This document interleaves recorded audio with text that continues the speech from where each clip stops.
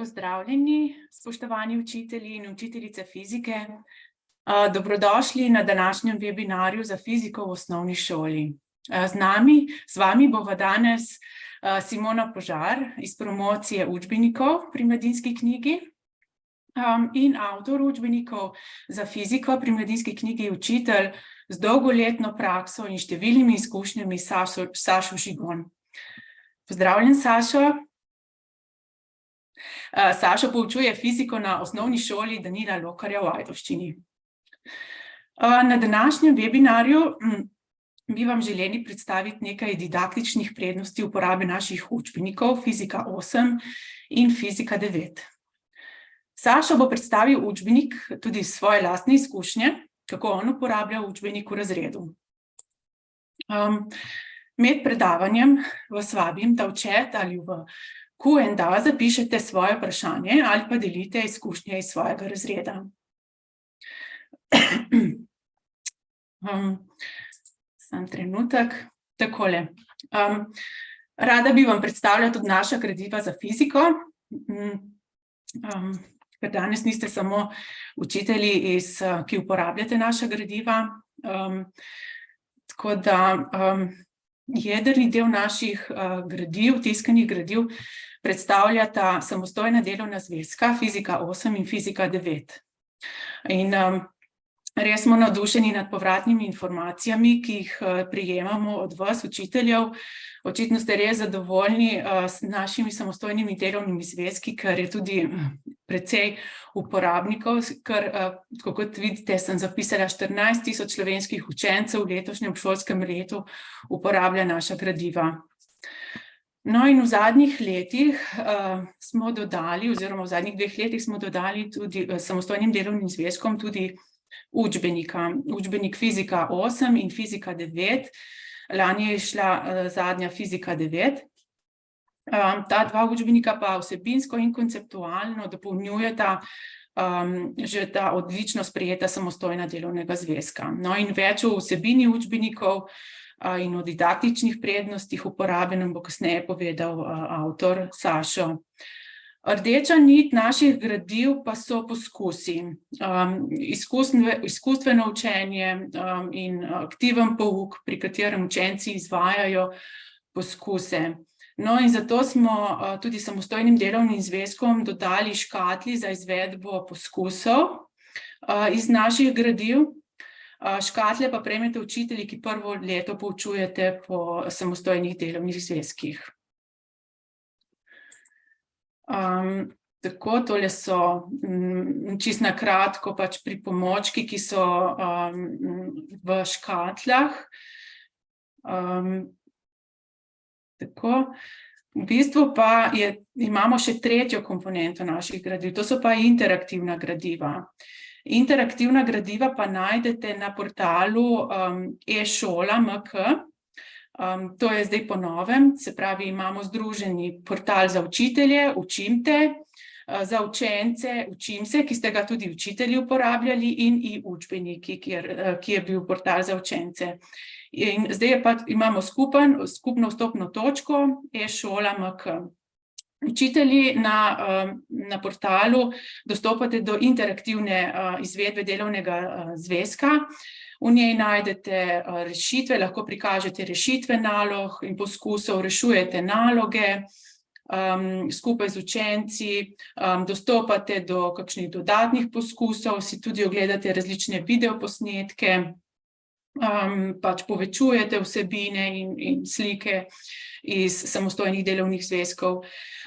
Na portalu lahko dostopate tudi do letnih in dnevnih priprav, do preizkusov znanja, imate tudi ocenjevalne liste za ocenjevanje poskusov, na primer, pa številne interaktivne vaje. Vaši učenci pa v svojih samostojnih delovnih zvezkih prejmejo kodo, s katero imajo prav tako brezplačen dostop do interaktivnih delovnih zvezkov na portalu in do vseh dodatnih interaktivnih vaj, ki so jim še na voljo za, recimo, dodatno utrjevanje znanja pred ocenjevanji, pred preizkusi in tako naprej. Če želite izvedeti še več o naših gradivih za fiziko, vas vabim, da kontaktirate svojega strokovnega svetovalca. in z veseljem vas bo obiskal na šoli. Takole, to so naši strokovni svetovalci, če imate pa kakšno vprašanje, pa vas vabim, da nam pišete kar na učbenik@mladinska.si.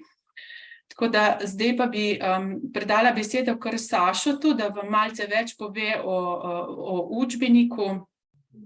Izvoli, Sašo. Hvala. Bom kar delil ekran, če boš tako, ja. Tako. Samo trenutek.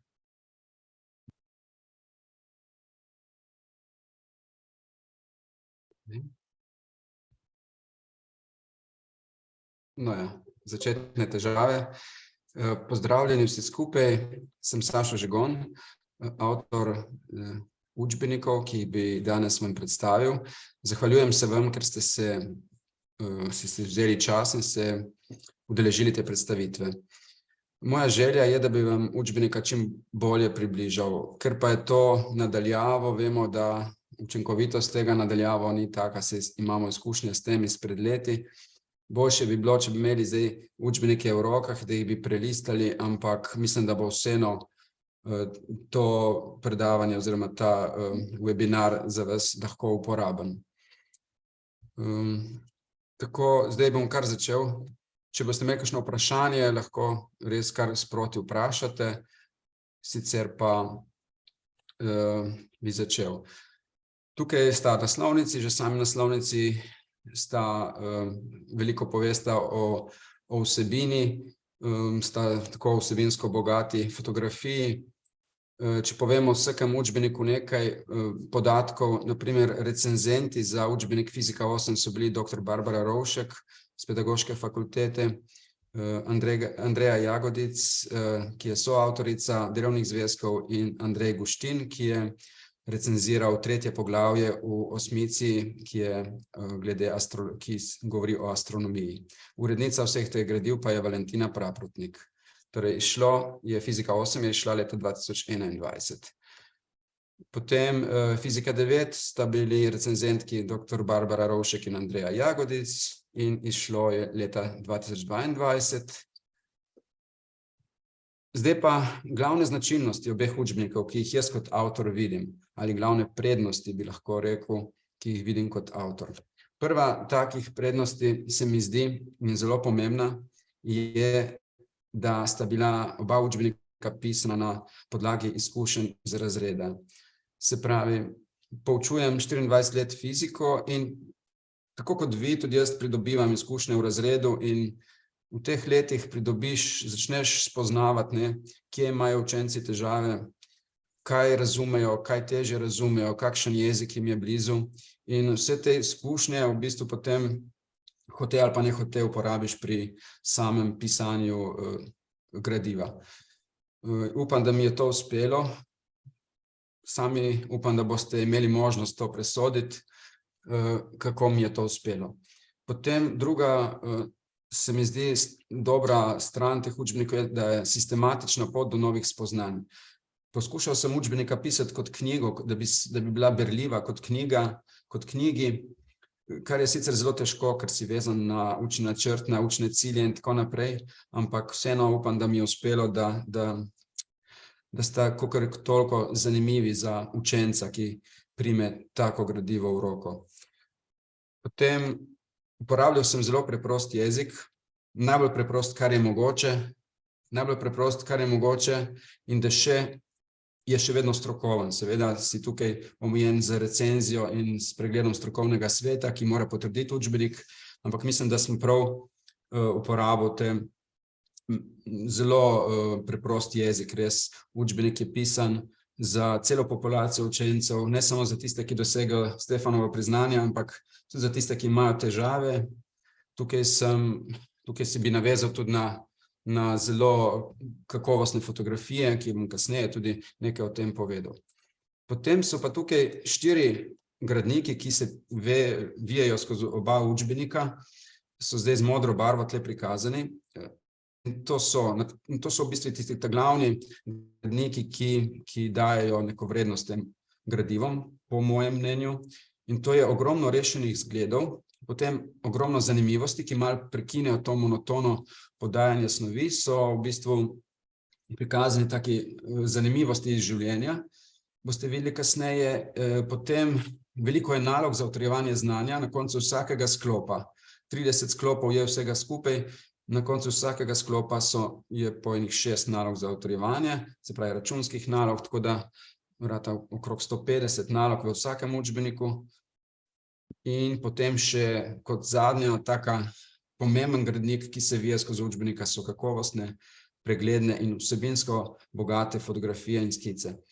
Res smo se potrudili, da bi bile te fotografije kar se da kvalitetne, kakovostne in da bi res imele svoj namen, ne da so samo prva fotografija, ki jo dobiš, ampak da je res ta prava fotografija, ki ima veliko vsebinsko vrednost.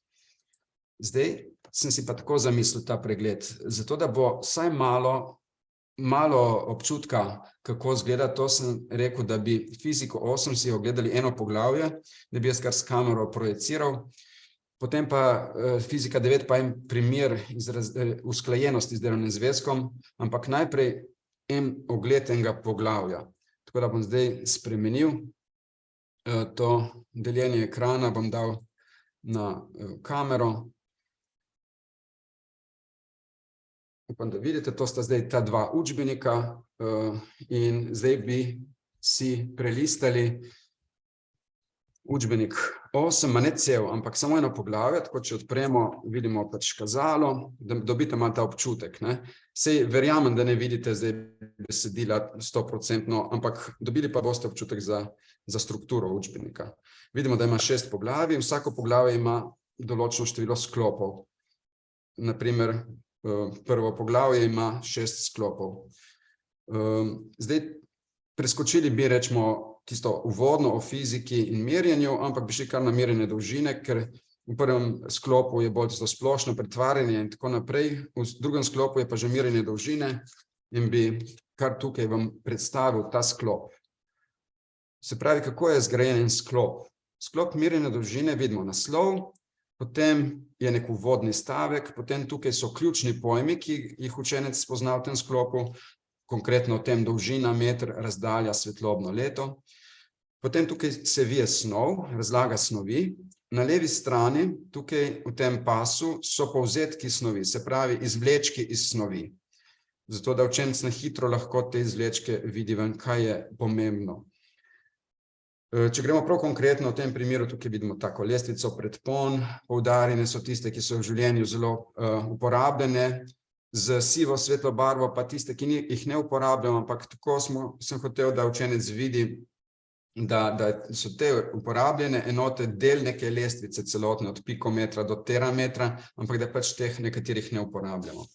Tukaj so merske priprave za dolžino, od navadnega ravnila do laserskega merilnika, ultrazvočnega merilnika, mikrometrskega vijaka. Tukaj vpeljemo svetlobno leto. Potem je tukaj ta gradnik zanimivost. Taki gradniki, taki zanimivosti se vijejo skozi oba učbenika. Naprimer, v tem primeru, ko opazujemo vesolje, vidimo preteklost in tukaj učencu povemo, da ko gledamo galaksijo Andromeda, gledamo 2,5 milijona let v preteklost, ko gledamo Luno, gledamo 1 sekundo v preteklost.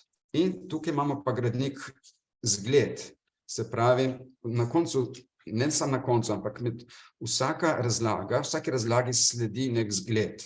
Mogoče v tem primeru še ni to konkretno, tukaj gre za nek sklepni račun, glede na to, če si izberemo za sonce lubenico, kakšna mora biti zemlja, koliko velika mora biti zemlja. Res pa, da na koncu vsakega sklopa dobimo gradnik preveri svoje znanje. Preverim svoje znanje in naprimer na koncu tega sklopa v dolžini imamo 13 računskih nalog. Od pretvarjanja do raznih sklepnih računov in podobno. In še en gradnik je na koncu vsakega sklopa in to je gradnik sprejmem izziv. V tem primeru sta tukaj 2 izziva. To so preprosti izzivi. Boste videli kasneje, mogoče kakšnega pogledamo, ampak niso to neki grozno zahtevni izzivi. No in s tem je zaključen prvi sklop. In pridemo že na sklop 1.3 merjenje časa.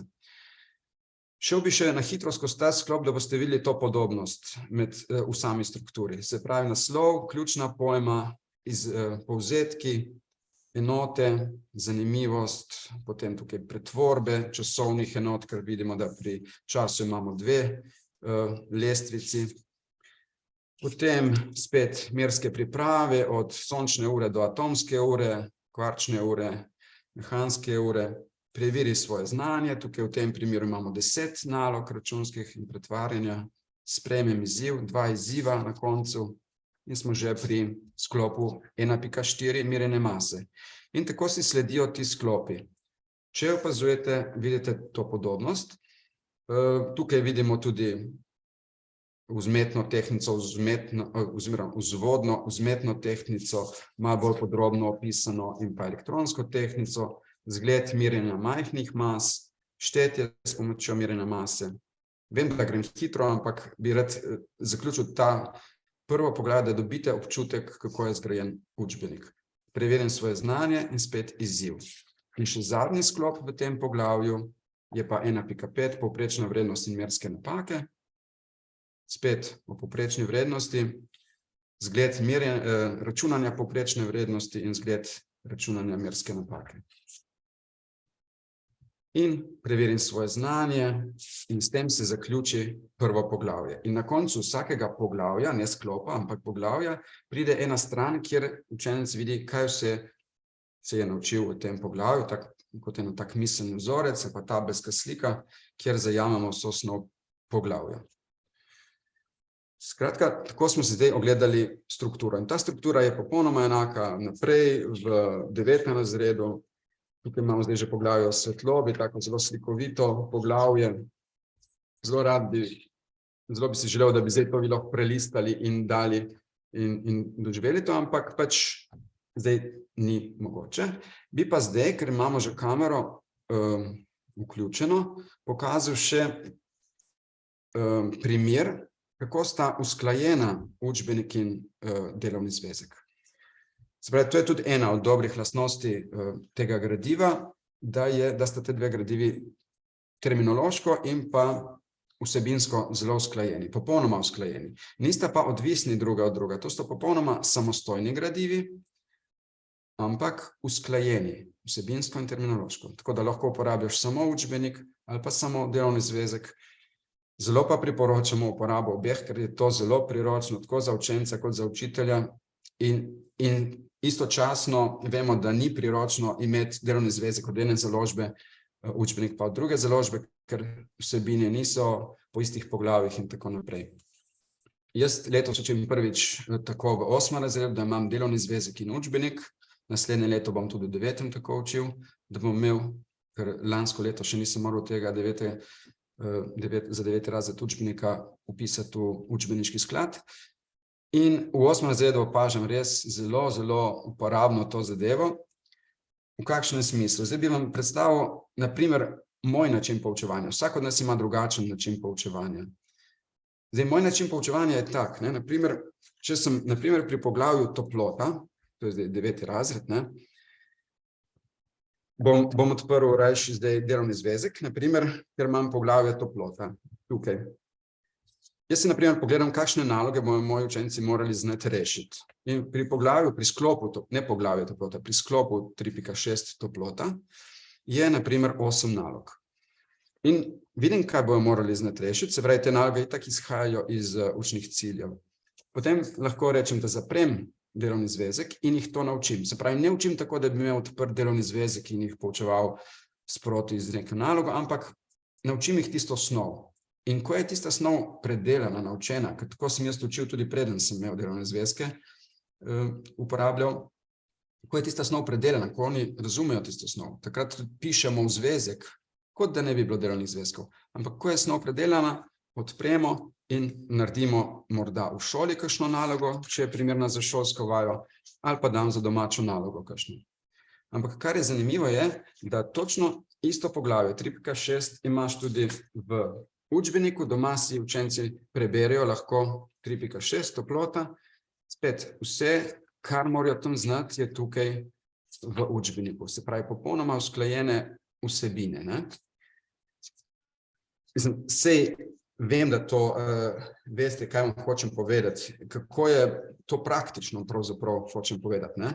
Ali pa če pogledamo poglavje potem naslednje, 3.7, energijski zakon, imamo tukaj, mislim, da 6 nalog in pogledamo učbenik in spet imamo 3.7 energijski zakon in razlago snovi s pomočjo fotografij, vsebine in tako naprej. To se mi zdi res, je treba provati in se potem vidi, kako je to uporabno, tudi z strani učencev. Ne tudi, ampak predvsem strani učencev.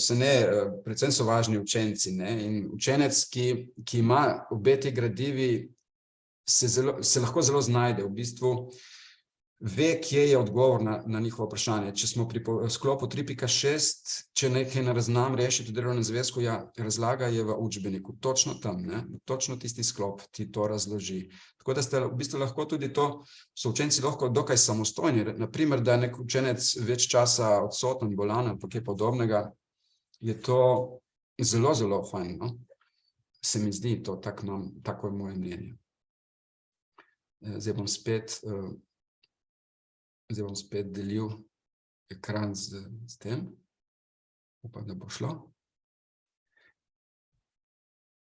In se pravi, zdaj smo si to pogledali, ne? Ogledali smo si neko poglavje fiziki 8 in primer usklajenosti z delovnim zvezkom v fiziki 9.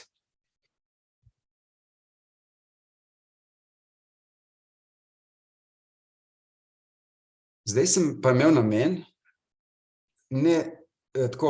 neke izreze ven iz delovnega zvezka, iz učbenika sem naredil. Ko govorim o rešenih zgledih, bi vam rad predstavil, kaj mislim pod tem, kaj je to rešen zgled in kako to lahko učencu pomaga. Zato sem izbral nekaj zgledov, da vidite, se pravi, od zdaj, kar bom naprej govoril, je samo za fiziko 9, ker zadnja je šla in sem se pač navezal na fiziko 9. Nekaj rešenih zgledov iz učbenika bi vam predstavil. Naprimer, to je prvi zgled. Naprimer, ladja se giblje enakomerno in v 4 sekundah prevozi 20 metrov. Zraven vsakega zgleda je zmeraj fotografija ali pa risba. Želimo, saj jaz, mislim, da tudi vi, da si učenec zmeraj predstavlja, kaj računa. In zato je zmeraj zraven fotografija ali pa risba. Še rajši fotografija. Potem je vprašanje, s kolikšno hitrostjo se giblje ladja, nariši graf hitrosti, nariši graf poti. In vidimo izpisani podatki, enačba, vstavljeno enačbo, rešimo 5 metrov na sekundo, odgovor, naredimo graf hitrosti, naredimo graf poti. Učenec vidi, kakšna je prava rešitev. Vidi, kaj od njega želimo. Seveda ni nujno, da učenec izpiše podatke, to nikjer ne piše, da jih mora izpisati, ampak pač to je nek nasvet naš učencu. In zakaj pravim, da je to uporabno, so ti rešeni zgledi? To bi lahko bila naloga v pisnem ocenjevanju znanja. Popolnoma taka naloga. In ko se učenec pripravlja za pisno ocenjevanje znanja, ima tukaj primer naloge in tudi rešen primer naloge. Kaj vse od njega zahtevamo? Da pravilno označi osi, da si pravilno izbere enote in tako naprej. To je predvsem dobro za učence, ki imajo težave, bom rekel. Vsej učenci, ki so na tekmovanjih in podobno in dosegajo 4 in 5, mogoče niti ne potrebujejo toliko tega, ampak učenec s težavami ima tle res prikazano, kaj od njega pričakujemo. Ne? Meni se zdi to zelo uporabno. Potem, zdaj bom mogoče šel malo hitreje. Spet en zgled, enakomerno pospešeno gibanje. Motorno kolo je v 4 sekundah spremenilo hitrost iz 36 na 108 km/h, kolikšen je bil pospešek. Izračunamo spremembo hitrosti, pospešek in rešen. Spet imamo fotografijo. Ali pa tukaj negativni pospešek. Tovornjak pri hitrosti 72 km začel zmanjševati enakomerno hitrost in se v 8 sekundah ustavil, izračunamo njegov pospešek, da je minus 2,5. Tukaj imam zdaj en zgled, ki se 3-krat ponovi. Prvič se ponovi pri računanju dela, pri snovi, kjer računamo delo. Potem vidimo tle, da je ta gal opravil 100 džulov dela, ko je dvignil to 5 kg utež 2 metra visoko. Čez nekaj strani v učbeniku se pojavi ta zgled. Tam se pogovarjamo o spremembi potencialne energije v teži. Takrat je opazovano telo utež in vidimo, da je sprememba potencialne energije tudi 100 džulov. Učenca usmerimo na stran 44, kjer smo že izračunali, da je opravil delo 100 džulov in lahko učenc poveže, da je opravljeno delo enako spremembi potencialne energije. In še čez nekaj strani se pogovarjamo o moči in je isti zgled, podamo samo še to podatek, da je v 2 sekundah dvignil to utež in lahko izračunamo, da je delal z močjo 50 vatov. Te 3 zglede sem vam dal zato, da vidite, da so včasih zgledi tudi tako, da si sledijo, da učenc lahko poveže te snovi med sabo. Potem je ena dobra lastnost teh zgledov tudi to, da so aktualni. Zbiramo vsebine, ki so tudi za učence zanimive, naprimer prenosni telefoni so za njih zelo zanimivi. Tukaj je rečemo en zgled, koliko časa bi telefon poganjal tok 100 mAh, akumulator telefona poganjal tok 100 mAh in zračunamo, da največ 45 ur, če bi imel tak električni naboj notri shranjen. Potem učence lahko vabimo tudi, da pogledajo, kakšen naboj lahko shranijo v akumulator svojega telefona, to piše v nastavitvah, noter se dobi ta podatek in jih opozorimo, da to je pomemben podatek, ko kupujemo telefon. Tako da malo povežemo z življenjem. Tudi tukaj sta zgleda iz življenja, izračunamo moč namizne svetilke oziroma žarnico v namizni svetilki in jo primerjamo z močjo likalnika. Vidimo, da je moč likalnika precej večja kot moč žarnice. Ali pa zgled ocena stroškov. Izračunamo, da če bi tak grelnik, kalorifer, delal 45 minut, bi nas stalo približno 9 centov. Učencem se to zdi malo, ampak potem jih opozorimo, da se ti stroški nabirajo in da na koncu meseca je vseeno mesečni račun kar visok. Spet aktualna naloga, celo življenje bojo plačevali elektriko in to sem želel in smo želeli v učbeniku uporabljati, take aktualne zglede iz življenja. Zdaj sem šel jaz, nekaj zgledov sem pokazal, takih zgledov, kot sem rekel, je več kot 50 skozi cel učbenik, v enem učbeniku, ne. Potem je noter, na primer, v 9 več kot 20 zanimivosti. Spet bi vam na hitro pokazal, kaj mislimo s temi zanimivostmi. To so tiste vsebine, ki malo razbijajo to, samo ta učni načrt, da je kaj več kot v učnem načrtu, da je za učenca tudi malo bolj zanimivo. No, niso vse, ampak ta, na primer, je bolj fizikalna zanimivost kot za njih zanimivost. Ponavadi, rečemo, dostikrat se zareče nam ali pa definiramo potencialno energijo, da ima telo, ki je dvignjeno od tal, ne. Potem pa tukaj v tem primeru vidiš, da sta obe lestvi na tleh, pravzaprav, ne, ampak vseeno veš oziroma naučimo učence, da je tukaj lestev ni točkasto telo in da je treba gledati težišče. Ko smo mi dvignili lestev, smo pravzaprav dvignili njeno težišče in glede na to ima lestev, ki je v pokončnem položaju, večjo potencialno energijo kot lestev, ki je v ležečem položaju in zato lahko opravi delo, če pade. Pač en zgled, ena zanimivost. Druga zanimivost prikazuje trenutek pretvorbe kinetične energije v prožnostno energijo. To je bilo posneto s kamero, ki naredi več kot 40.000 posnetkov na sekundo. Ponavadi, ko smo mi pri tej temi, prožnostna energija ali pa pretvorbe energij, pokažem tudi video posnetek, kakšen z YouTubea, kjer je počasen posnetek, kjer je zelo lepo videti to trenutek te pretvorbe energije. In učenec ima to še zdaj v učbeniku lahko. Torej, ko smo zbirali te fotografije, smo se res potrudili, da smo dobili take, bi rekel, kvalitetne, vsebinsko bogate.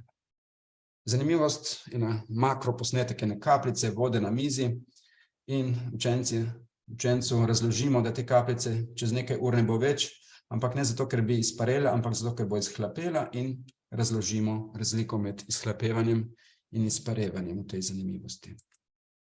Pogosta zanimivost, ki jo omenimo, je tudi anomalija vode. Tukaj poskušamo schematsko prikazati, da če vodo segrevamo od 0 do 4 stopinje Celzija se krči, od 4 stopinje Celzija naprej pa se razteza kot vse druge kapljevine in da je to neka posebna, nenavadna lastnost vode in ji pravimo anomalija vode. No, kot vidite, to so take zanimivosti, ki... Zdaj sem pa najbrž nekaj naredil. Zdaj sem nekaj pritisnil, kar ne bi smel, samo.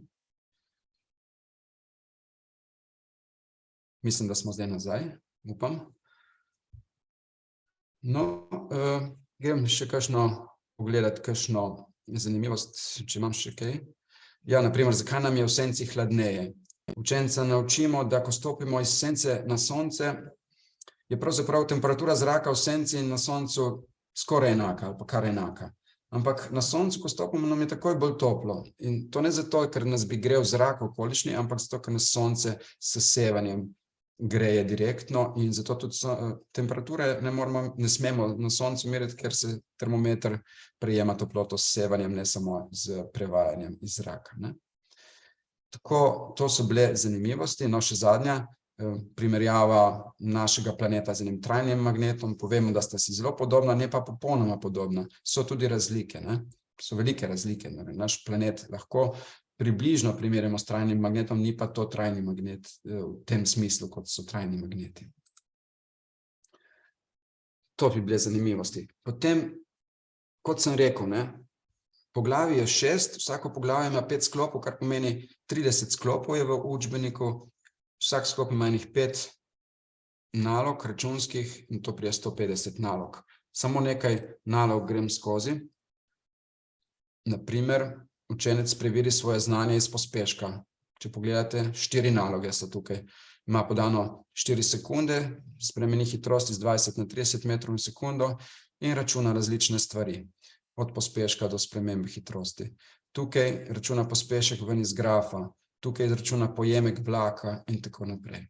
To so naloge pri pospešku. Potem naloge pri drugem Newtonovem zakonu, spet ima podano maso in vsoto vseh sil, izračuna pospešek in tukaj izračuna pospešek iz hitrosti in tako dobi vsoto vseh sil na avto. Skratka, čim bolj raznolike naloge sem poskušal peljati noter. Naloga nobena se ne ponavlja z nalogami v delovnem zvezku, tako da, če imate obe gradivi, je to toliko več nalog, ki jih lahko učenec dela in naredi, ne, če želi. No, potem tukaj imamo naloge izračunanja dela, najprej, ko je sila vzporedna s potjo, potem pa še, ko je sila ni vzporedna s potjo, ko je treba sila razstaviti. Naloga iz orodij, prvi 2 sta iz klanca, tretja iz vzvoda, 4. in 5. pa iz škripcev. Potem naloga iz toplote, računanje toplote. Tako. No, zdaj pa še zadnja, ta gradnik, ki nam je tudi, ki smo tudi ponosni, bi lahko rekel, da smo uspeli tako kakovostne fotografije vstaviti v učbenik in bi prikazal samo nekaj teh fotografij, ki so, na primer ta, ki želi učencu približati te enote, milimeter na sekundo, centimeter na sekundo, ne. Polž se giblje s hitrostjo 1 milimeter na sekundo. Učenec si predstavlja polža, ve, kaj to pomeni.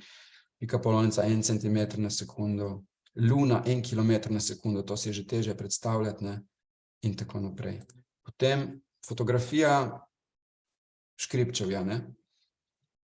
Zelo pregledna fotografija, bi lahko rekli. Ponavadi škripci so skice, ne. Tule smo dobili fotografijo in zelo lepo se je pogovarjati tukaj, s kakšno silo ta oseba vleče to vrvico, če se to 200-gramsko jabolko, na primer, enakomerno giblje navzgor, ne. Zelo lepo je videti to. Samo trenutek.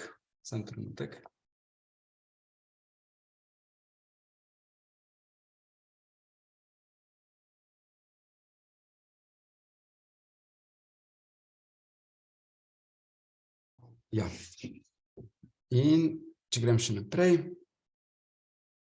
Tukaj imam fotografije, ki prikazujejo prožnostno energijo vzmeti, se pravi, vzmet, ki je raztegnjena, stisnjena ali pa upognjena, ima prožnostno energijo. In tukaj primere teles, ki imajo prožnostno energijo. Tukaj je fotografija, ki lepo prikazuje vodo v 3 agregatnih stanjih. Spodaj je gorilnik in voda se spremeni iz trdnine v kapljevino in nato v plin. Prehodi med agregatnimi stanji, tudi zelo lepo prikazano, se pravi, taljenje, strjevanje, izparevanje, kondenzacija. Fotografija, ki poskuša prikazati gibanje molekul v topli in hladni vodi. Desni kozarec je topla voda, noter se molekule hitreje gibljajo in zato bolj intenzivno, hitreje premešajo molekule črnila. Je videti tukaj, ne, po teh 4 fazah. V desnem kozarcu je torej voda toplejša, večjo temperaturo ima, višjo temperaturo. Poskus, ki ga gotovo delate, ko se pogovarjate o temperaturnem raztezanju plinov, in zdaj ga ima učenec lahko tudi tako pregledno v učbeniku. Podobno temperaturno raztezanje trdnih snovi, ko se grejemo kroglico in kroglica ne more več skozi obroč, ker se je raztegnila. Prikaz magnetnega polja okoli vodnika s tokom, če damo kompas pod vodnik, ali pa če vodnik prebada ravnino, da imamo prikazano to magnetno polje v obliki koncentričnih krogov. In s tem sem jaz prišel, bi rekel, na konec te hitrega pregleda teh 2 učbenikov. Že tako je verjetno bilo mogoče dolgo za koga, ampak več kot toliko se mi zdi, da skoraj se ne da, oziroma se da, ampak ni potrebno. Potrebno je prijeti učbenik v roke in ga prelistati. Jaz bi si zelo želel, da bi vi to uspeli narediti. Zelo malo je treba, da to lahko, da dobite ta 2 učbenika na šolo. Se pravi, kot je že Simona povedala, se obrnete na te številke ali pa te naslove in strokovni svetovalci vam bojo prišli predstaviti gradivo in vam pustili učbenike v trajni lasti in vi jih boste lahko uporabljali za pripravo na pouk. Še bolj bom pa vesel, če boste jih vključili v učbeniški sklad, če vam bodo všeč. In toliko je zdaj zaenkrat z moje strani bi bilo vse. In če imate kakšno vprašanje, bom zelo vesel, ali pa kakšen predlog. Ja, super, hvala Sašo. Res lepa predstavitev. Se mi zdi, da smo res dobili občutek, kako učbenik izgleda. Ja, tako je. Se pravi, če ob predstavitvi strokovnega svetovalca na vaši šoli vam svetovalec pusti, boste prejeli tiskano gradivo in tudi kodo za interaktivno gradivo, tako da si ga boste lahko v živo sami pregledali. Tako da pišite nam na učbeniki@mladinska-knjiga.si. Vmes sva pa dobila vprašanje, gospa, ki je tudi uporabnica učbenika samostojnega delovnega zvezka Fizika 8 in Fizika 9, jo je zanimalo prednosti učbenika glede na samostojni delovni zvezek. No, vsebinsko si že ti razložil, Sašo. Prednosti v bistvu se dopolnjujeta, ne, vsebinsko. Je pa tako, da ima samostojni delovni zvezek priloženo kodo, s katero lahko učenci dostopajo do interaktivnih gradiv na portalu e-šola. Se pravi, dostopajo do interaktivnih nalog na učimse.com delu portala in do interaktivnih samostojnih delovnih zvezkov na delu portala e-učbeniki. Za učitelja pa bi rekla, da v bistvu, se pravi, kakšne so prednosti samostojnega delovnega zvezka, je verjetno, v bistvu predvsem ta, da učitelj v prvem letu uporabe prejme tudi škatlje s pripomočki. Seveda tudi učitelj učbenika prejme lastne izvode tiskanih učnih gradiv, pa dostop do vseh interaktivnih gradiv za učitelja nudimo tudi učitelju, ki je uporabnik učbenika.